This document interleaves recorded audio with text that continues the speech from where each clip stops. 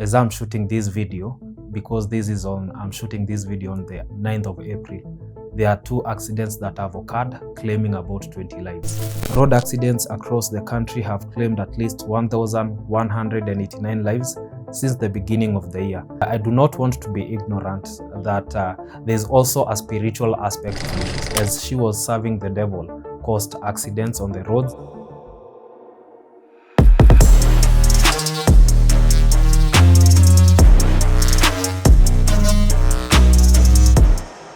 Hello, good people, and welcome to Reality Check Daily. I'm your host today. My name is James. So today I want us to discuss about a sensitive issue affecting the entire country, and this is the number of road accidents that are increasing on a daily. As I'm shooting this video, because I'm shooting this video on the 9th of April, there are 2 accidents that have occurred, claiming about 20 lives. One was between a Toyota Probox in the Kericho-Nakuru highway and a trailer that had a head-on collision, and 8 people died. I think amongst them were 2 brothers, and another happened in Nakuru near Ngata Bridge. So I've been meaning to do this video for quite some time, but I actually didn't have the data or the stats, because I know that road carnage has been on the rise in this year, and it's been something that is really devastating. So I happened to come across an article published on the 5th of April, that is on Friday, and this by The Nation. And they have done a thorough job in getting the statistics and the figures of the number of road accidents as well as the victims. They have gotten this data from NTSA, which is the National Transport and Security Authority. So when I was going through this article, it was quite depressing and devastating, as they go about to compare the number of deaths between this year and last year, that is 2023 versus 2024. And I must say that the number of road accidents are increasing each and every day. So I think I'll read some of the, I'll share some of the statistics so that you can see about the dire need of intervention and the magnitude of this pandemic or catastrophe in Kenya. So I'll cite the figures from the article. So it says road accidents across the country have claimed at least 1,189 lives since the beginning of the year, an increase of 60 deaths compared to 1,129 recorded in the same period in 2023. In 2024, at least 255 passengers lost their lives in road crashes compared to 211 in 2023, and 98 drivers also lost their lives, which is a decrease compared to 108 compared to the same period last year. So when you see the comparisons between this year and last year, you'll actually see that the same case or the same trend has been happening even in the previous year. So although this year has increased, you'll see that it's almost becoming a pandemic in the country, and there are so many affected families. So I'll continue reading. So the data from the National Transport and Safety Authority, that is NTSA, shows that pedestrian deaths were the highest, followed by fatalities from motorcycle accidents. So I think majority of the people, the Kenyans, are affected. I remember some time ago, my mom got an accident from a motorcycle. We have had an increase in the number of motorcycles in our roads, which is a good thing for the people who want to gain employment because they can employ themselves. But we have also seen an exponential rise also in road accidents. As you can see cited from this data, that majority of the accidents are from pedestrian deaths and also fatalities from motorcycle accidents.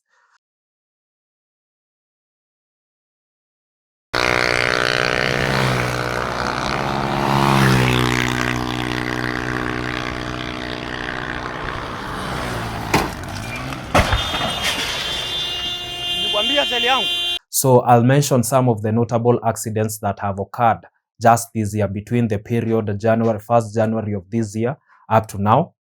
And some of them include the KU bus, which collided with a trailer and 11 students died. This was a long voy, and 48 students were injured.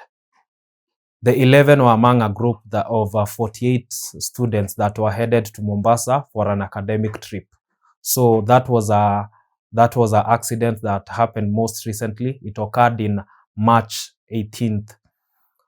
There was another accident on the 2nd of April, and 12 people were killed in a road accident along Nairobi-Mombasa highway. 4 died on the spot, 8 died while receiving treatment in Makueni. 7 members of a family were amongst those killed. So it is very devastating to lose 7 family members at a go. And from what the news reported was that this family had the culture of going to Mombasa during the Easter holidays, and they succumbed to death when they were going back home from the holiday. And they are still ongoing with the burial preparations, and there is just a very big cloud of mourning and grief in the family. On the same day, that is April 2nd, there was also another accident that happened around 9 p.m. and a Form 4 student at Chakavali Boys was killed in a bus accident. The Easy Coach bus overturned at the Mamboleo Junction on Monday. So there has been a lot of deaths just owing to the road accidents. And from these reports, because this data was published on April 5th, 2024. Since then, there has been a significant increase actually in the number of casualties and the number of deaths. I'll just share more highlights from the research I've done. So on April 6th, two people were killed and 10 seriously injured as Eldoret Express bus hits fuel tanker in Kikuyu. It has been reported in the news. And on April 7th, 4 people were killed, several injured in a road accident at the Nithi Bridge as a Ken Silver bus overturned. Still on the same note, on April 9th, another road accident on Kericho-Nakuru. This is actually today. Another road accident on Kericho-Nakuru Road. 7 more people died after a Toyota Probox had a head-on collision with a trailer. The Probox was split in the center. One survivor who is there was only one survivor who is in a critical condition. Most people are thinking that it will be very hard for the survivor to make it. Still on the same day, which is today on 9th April, 13 people were killed after a private van rammed into a stalled truck in Nakuru. This is near Ngata Bridge. And still on the same day, this is April 9th, Uma Express bus carrying 51 passengers from Garissa to Nairobi was swept away by floods. 51 passengers narrowly escaped death as the bus was swept by floods. So from this Uma Express bus accident, it was not an accident, rather it was carried by the floods, which have been raining heavily in those sites. There was no victim, but majority of them managed to survive. I'll just read. So Mr. Ndiema notes that the driver of the bus, Hassan Rage, dared to cross the flooded section against the advice of other drivers, only for the bus to be swept away by the heavy waters 50 meters off the road. He took the risk and risked the lives of more than 50 people, which is an offense punishable by law, he said. However, the district police commander has confirmed that most of the passengers escaped unhurt, and a rescue operation was underway for those stuck in the roof of the bus. So from the article done by Nation, they have estimated that at least 1,189 lives have been lost since the beginning of the year. However, this article was published on the 5th of April, and since then the number has increased. So from what I gathered is that over 1,266 people have died since 1st January up to date. So just from that data, you will see that it arouses a lot of emotions, a lot of grief, and a lot of despair, because every time that you will turn on the news, you almost even automatically expect that there will be an accident that will be reported. And mark you have to note that these are the accidents that have been reported, because I can assure you, or I can confirm, that there are many more that have gone unreported, especially in rural areas and so on. So these are the accidents that are mostly occurring in the highways which involve heavy traffic. So the article says, among the behaviors the opposition minority leader wants to be checked include speeding, rampant bribery, breach of barrier line, drunk driving, and driving when fatigued. So those are some of the solutions proposed by the opposition minority leader. Yes, and Mr. Wandanyi proposed that we need a clear, well thought out and sustainable plan by the Ministry of Transport and the National Police Traffic Department to reduce deaths on the road. So that's not a solution, or rather a call for the intervention of the Ministry of Transport and the National Police Traffic Department to intervene by creating a sustainable plan. He said that the high level of ignorance among road users, from drivers to pedestrians, needs to be dealt with as a matter of urgency. He also wants the government, through the Transport Roads Ministry, to improve the road infrastructure and replace vandalized signage. Speed limit signs and all other signs needed to avert accidents must immediately be displayed at regular intervals across roads in the country, Mr. Wandanyi said. So those are some of the proposed solutions. Just to emphasize on the point of ignorance that was proposed, because he said that the high level of ignorance among road users, from drivers to pedestrians, needs to be dealt with as a matter of urgency. So ignorance applies in the incident of the Uma Express driver by the driver Mr. Hassan Rage, because he dared to cross the flooded section against the advice of other drivers, and thus he risked the lives of the 50 passengers that he was ferrying.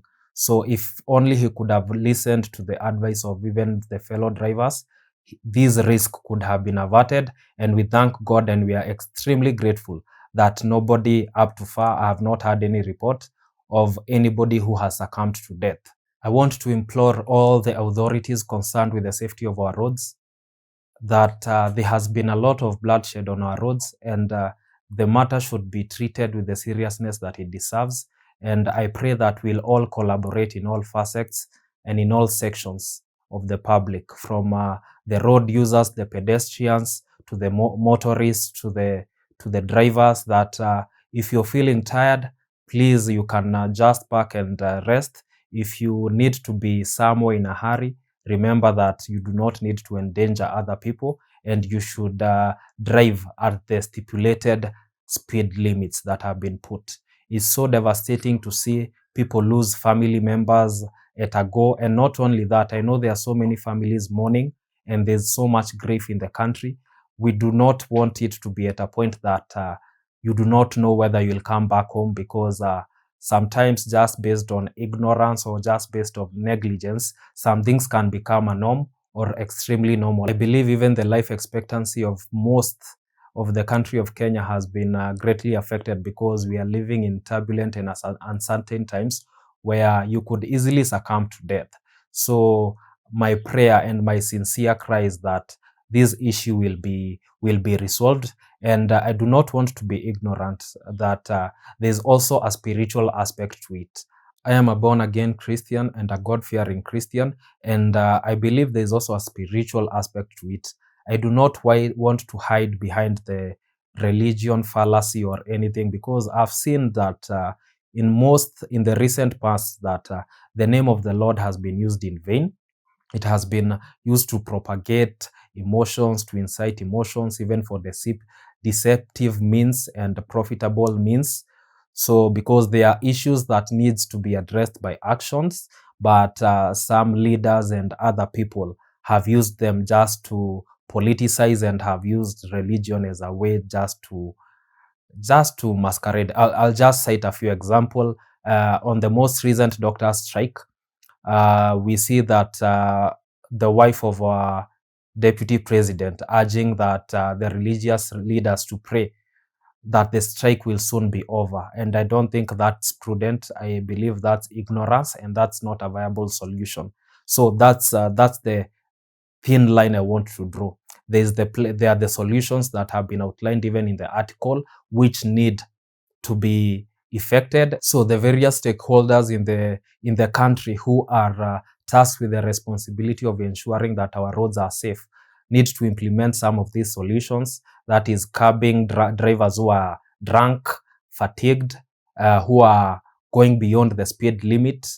Yes, also unroadworthy vehicles should not be allowed. And we should also cut the menace of bribery, because it is a culture that is very rampant. And majority of the time you'll see that unroadworthy vehicles are still on operating in different routes. And this as a result will cause the number of accidents to increase. So there is even the signage issue, where the number of signs are not have been vandalized or are not as many, especially in critical areas.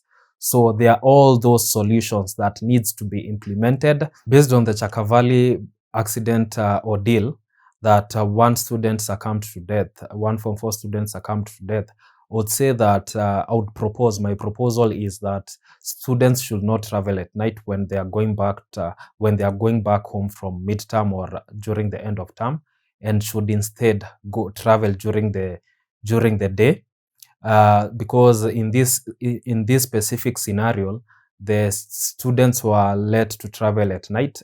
Some parents had no issue with their children traveling at night, while others were of the diverse opinion and preferred that their children travel during the day.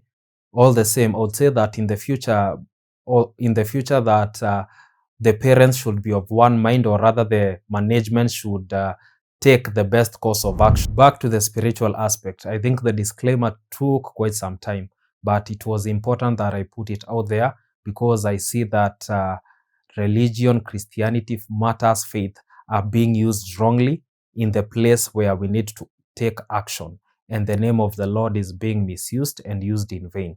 So I just wanted to put that out of the way, so that now I can get to the spiritual aspect. I think now more than ever, we need to continue persisting in prayer without wavering in unbelief, or without getting weary, so that we can cover all the roads in our nation, because this is becoming quite a pandemic. I want to cite Erica Mukisa. I watched an interview she did with Lynn Gugi, where she goes into detail and explains how they used to cause accidents, and how she personally, as she was serving the devil, caused accidents on the roads. And she gives it with a lot of detail, and she actually says that she's doing a documentary of the different areas where they would cause accidents. Now, from holidays, I got back home, and I caused the first accident after church service.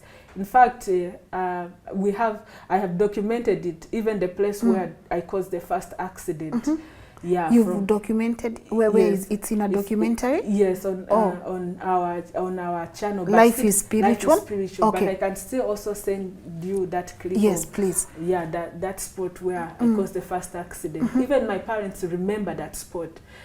I stood for the first time, got out of my body. There's a car that was coming at a terrible speed, and I hit the driver with a spell.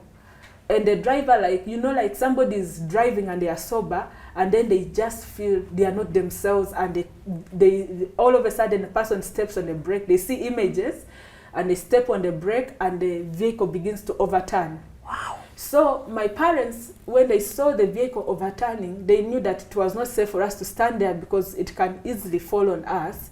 So for them, they moved aside, but I remained standing, and they thought that I was there because of shock.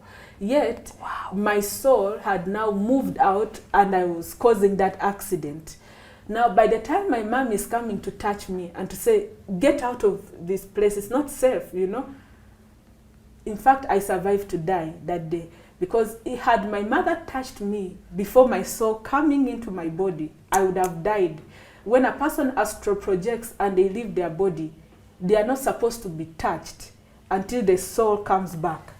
If you touch them and they come back, they cannot enter the body. That's the word, astral projection. Yes. So it involves your soul leaving, getting out of the body, because the soul is your spiritual body. So the enemy can use the soul and the body. This brings light to what I was saying, that this is also spiritual, and some of these blind spots, or rather they are called, which have experienced a lot of accidents. They are not just a coincidence. When you look at it from a spiritual angle, you are able to see that. I remember even a while back in February when I was in Heaven's Gate, and Pastor Eliud Mwangi also led us into prayers during the morning devotion just to pray for our roads. So I believe even as the church, as we continue praying over our roads, proclaiming the blood of Jesus and rejecting every form of bloodshed, I believe that God is able to intervene, and we're also able to break all those forces that demand for blood, that take innocent lives, and so on and so forth. So there's a spiritual aspect of it that cannot by any means be undermined. So on February, I got a chance to read this book. This is Pursuing Your Destiny by Apostle John Kimani William. And prior to this, I was very reluctant about praying for our country, and I didn't get any form of, let's say, excitement. Whenever I would be told we'll be praying for our nation today, I would be a bit dull and I'll spend very few minutes. But upon the revelation that is revealed in this book, I got to understand the spiritual aspect, because actually the main purpose I bought this book was to know about destiny, because I was facing a battle of destiny. And when I read this book, there are these two chapters, that is chapter 11 and chapter 12. Let me just show you what they say. So chapter 11 talks about the role of the church in shaping the nation's destiny. And chapter number 12 talks about our national responsibility. So prior to that, I actually did not understand that a country has a destiny. And it is true, because when you read the Bible, you see that there is prophecy over certain territories and over certain countries, just like you'll see in Israel. Even the end of the age, or rather the end times or rapture and everything, the Bible does not leave us in the dark concerning these matters, but makes it everything plain in the scriptures. So as I read this book, I came to understand that our country has a destiny, just like each and every person has a destiny. And it is not by chance that we have been born in Kenya. I have interacted with majority of people who have gone abroad to pursue greener pastures and other opportunities, and they usually just long to go back home, and it's only challenges that cause them to go away from their motherland. So you'll see that majority of them crave back to come to Kenya. It's just that the opportunities are not as available as they are in these other nations, but you can actually feel that touch and that love, that deep and genuine love for their motherland and for their home. So allow me to cite just a few texts from this book, which will help us understand about the spiritual aspect, even of the accidents. So I'll read on page 179, which talks about the purpose of the church. And the book says, the objective of the church's existence is to shape the destiny of society, including communities, cities, and nations. It's crucial to understand that there is a spiritual dimension to everything we observe. What is physically manifested already exists spiritually. Furthermore, as previously stated, the spiritual realm determines what transpires in the physical realm. This implies that just as there is a physical Kenya, there is a spiritual Kenya. The spiritual Kenya is what will determine what happens to or how the physical Kenya will appear. In other words, if the physical Kenya is to be transformed for the better, it must first begin from the spiritual Kenya. I'll also read from page 188, which says, whenever the church takes her right position in prayer and seeks the face of God, the government will succeed against the many evils and serious issues it faces. However, if the church sleeps and forgets her mandate, the government will lose the battle automatically. So from page 210 to 214, the author, who is Apostle John Kimani William, talks about the Sashangwan fire tragedy. So this tragedy happened on 1st February of the year 2009. A fuel tanker overturned and burst into flames in the Sashangwan Trading Center along the Nakuru-Eldoret Highway. So from the Sashangwan fire tragedy, at least 110 individuals had perished from the previous evening when the fuel tanker overturned and burst into flames. And over 200 people suffered burns ranging from minor to severe, some over 99%. So we see that this was a great ordeal. So based on the other pages that I cited, so Apostle John Kimani William, in the congregational service, they intervened and prayed over the victims of the road accidents and everyone. And after they had done so, they felt that it was not enough, and they chose that they should go to the accident scene and also make prayers. So it was there at the accident that as we continue reading that while we were only halfway through our prayers, a burnt jerrycan that had been molded into the precise shape of the Kenyan map was discovered amidst the rumble. This astonished many of us, raising several questions and prompting others to inquire about its meaning. How was it possible that a plastic jerrycan for a plastic jerrycan to be melted into the same exact shape of the Kenyan map under such intense heat that had scorched nearly individuals and vegetation to ashes? How was it that no one else had seen this map, given that we arrived almost 18 hours after the accident, and numerous individuals, including government officials and Red Cross personnel, had been there before us?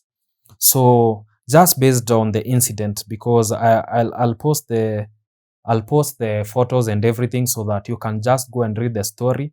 It gives you a perspective of a personal, of a spiritual aspect to accidents. Was it a coincidence that the map was uncovered and given to the church? Was God attempting to communicate something to us? As we contemplated these and many other questions, God spoke to us prophetically through one of our pastors. He revealed that despite the enemy's evil plans, he had purpose to save our nation. He encouraged all us believers to stand and intercede for Kenya because the enemy had devised wicked schemes against her. He promised that if we took our place as his servants and did our part, our nation would remain unscathed, just as the plastic map had been preserved in the heat from the petroleum flames. So just based on that, it goes a long way to show that we really need to labor for our nation, for this country, in prayer on our knees, despite all the evil happening. I know I for myself was at one time very discouraged, feeling hopeless and very pessimistic about this nation, based on what has been happening on the news and everything. But I want to give you new hope. I myself have been birthed just through intercession, and I continue just by being renewed by this knowledge and this revelation. I labor for my country in prayer, just by understanding that I am not here by accident, and Kenya is destined for great things. So the fate of Kenya lies in our hands as Christians. May we labor for it fervently and not give in or grow weary, but persist in prayer for our country. So let's not take these things as just a norm, but let our spiritual eyes be opened so that each and every time we can labor for our country, as many as we have the opportunity, we can labor for our country in prayer and on our knees, because I believe that just as we have read from this example, how they got that map in the midst of heat, and that map, that jerrycan had been burnt into the precise shape of Kenya. So as you proceed to read the other pages, you see that that map was preserved, and it is actually currently up to now preserved at Heaven's Gate Prayer Mountain. So it is for every Christian to rise and take their position as a priest and pray over the destiny of Kenya and for the protection of Kenya. I'll conclude just by citing the last passage from this book, that is on page 214. It says, furthermore, if the church takes its responsibility of praying for the nation seriously, we can witness great peace, prosperity, and growth. So the fate of our nation, the prosperity, the growth, the peace, and everything that we desire to see is in the spiritual. But for it to be transported or to be manifest in the physical, we really need to labor and pray and wage war against all satanic and demonic forces that are running this country. Finally, we should take this matter with the seriousness it deserves. We should accord it the seriousness that it deserves, because there have been so many victims, and this is just based on the data and even the spiritual aspects of things. This is something that is running havoc, and road carnage is something that we really need to address, both through solutions that needs to be implemented. You may ask, but none of my family members or people I know have succumbed to such. But I highly doubt, because I'll tell you for a fact, like most recently, this was on 4th April. One of our neighbors succumbed to death on the road by a road accident, and it happened in the evening, and it was near Kenol.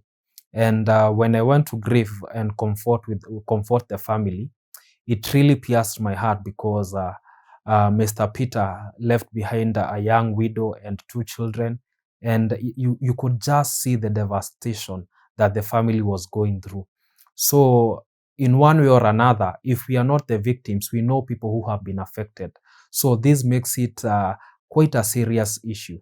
My request and my humble plea is that if you know somebody who has been a victim of road accident, please go and mourn with them, go and comfort them, be there for them, whichever means that you have been graced by God to be of comfort, to be a source of hope, to be a source of joy to them.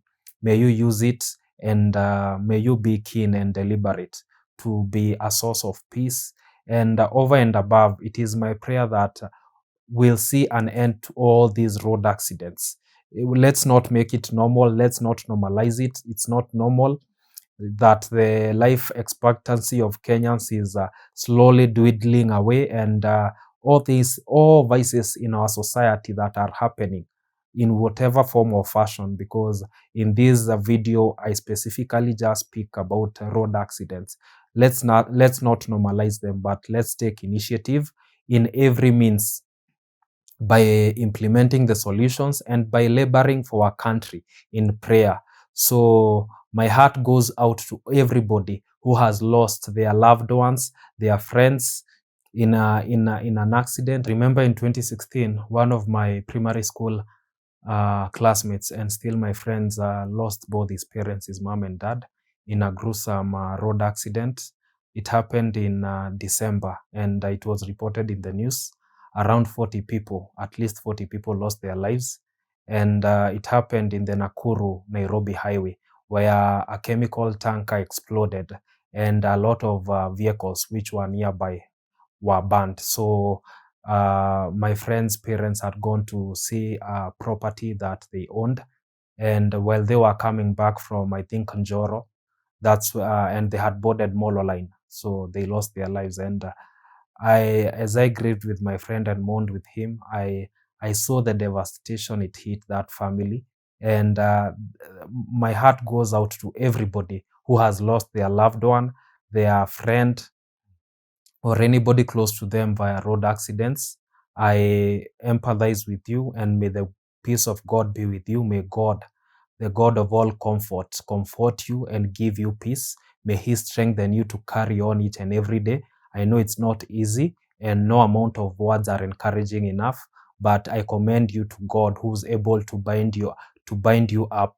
And the word of God says that He is near the brokenhearted. So you can always call unto Him, and He will comfort you. He will renew your strength and your hope. And I pray that as Christians, we'll not waver in our unbelief and will not grow weary, but will continue to pray and labor for our country, so that the destiny, the country is able to achieve its destiny, and the purposes of God are able to prevail. Our prayerlessness will cause all forms of demonic and satanic vices to prevail in the country. But when we pray in one spirit, in one mind, and intervene and intercede for our nation, we are able to make things that are in the spiritual to come to life. We are able to witness prosperity, protection, growth, and even peace in this great land. Thank you so much for watching the video from the beginning to the end. I'm really grateful. If this is the kind of content you enjoy, be sure to click the subscribe button and the notification bell, so that you are notified when we release new content. Thank you for watching, and stay blessed.